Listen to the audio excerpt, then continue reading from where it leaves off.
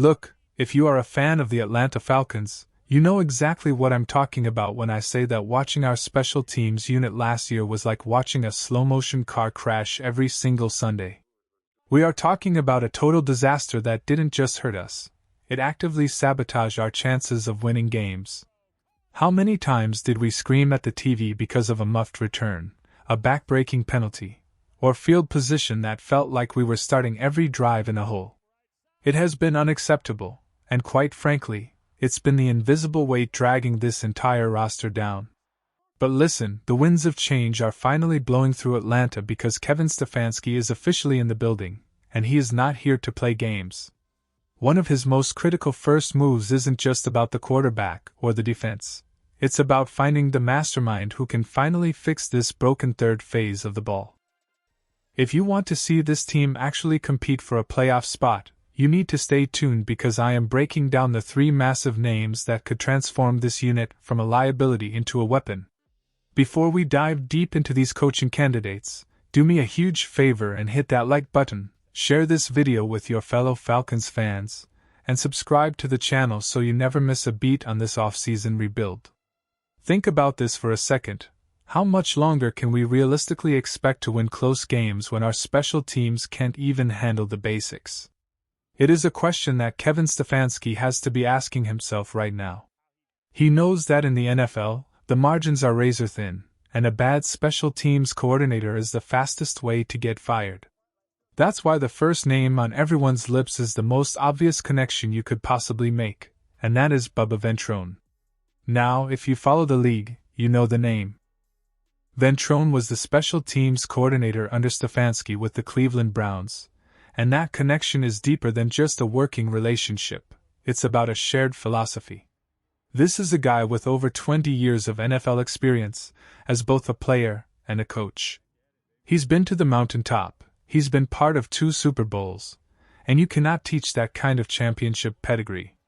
On paper, his 2023 season in Cleveland was actually stellar.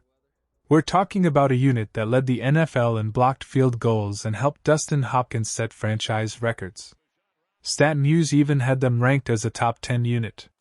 But here is where things get spicy, and I want to hear from you guys in the comments on this one. Despite the stats, Browns fans were absolutely fed up with Ventrone.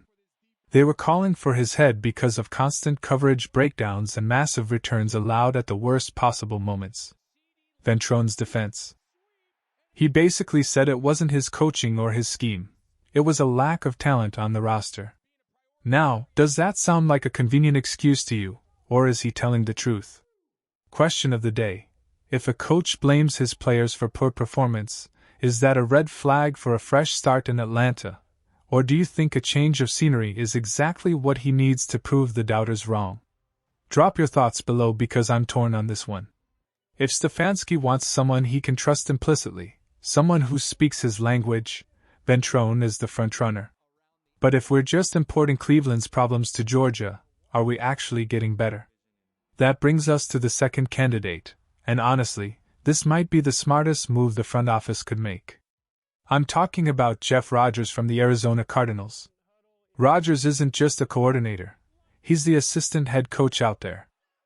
He has been in the desert since 2018, and unlike a lot of coaches who have a good year followed by a bad year, Rodgers has been a model of consistency.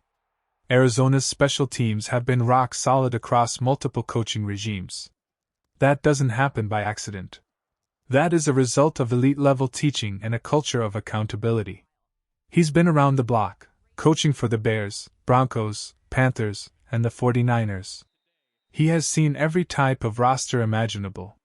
People love to point at Arizona's kicking struggles recently, but let's be real, you can't coach a kicker to have a better leg. That's a personnel issue. But when you look at the returns, the coverage, and the overall discipline of his units, it's night and day compared to what we've been forced to watch in Atlanta. Bringing in Rodgers wouldn't just be a hire, it would be a culture reset. We need someone who can walk into that room and demand excellence from the guys at the bottom of the roster. Poaching a high-level coach from an NFC rival is just smart business. If the Falcons want the safest, most proven pair of hands to steady this ship, Jeff Rodgers is the man for the job. Now, if you want someone with a bit more fire and upside, you have to look at the third candidate, Darius Swinton too. This is the high-risk, high-reward move that could end up being a stroke of genius. Swinton is currently with the Las Vegas Raiders, and he has been grinding in the NFL coaching ranks for 15 seasons. But his real breakout happened when he took over the Raiders unit mid-season. The impact was almost instantaneous. Suddenly, the Raiders had one of the best special teams metrics in the entire league. We saw A.J. Cole leading the league in punting and Daniel Carlson hitting historic milestones. Even though the Raiders were a mess as a whole, the special teams were the one area where they actually looked like a professional football team. Swinton stabilized the chaotic situation and turned it into a strength. That is exactly what we need in Atlanta. We are coming off the Marcus Williams era, and let's be honest, it was a period of stagnation. We cannot just run it back and hope for better luck.